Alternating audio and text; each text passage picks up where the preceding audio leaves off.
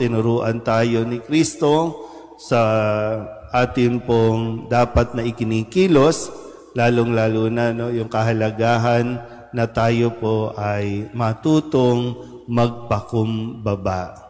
Yung kwento na kung saan ay lahat naguunahan sa mga piling upuan, kung kaya sinabi niya na ang nagpapakataas ay ibababa at ang nagpapakababa ay itataas.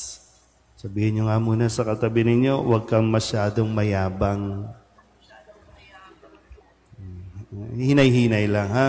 Masakit pag bumagsak yung kung anong taas ng tayog na gusto nating marating, masakit kung tayo po ay masyadong magmamalaki at magyayabang sa iba.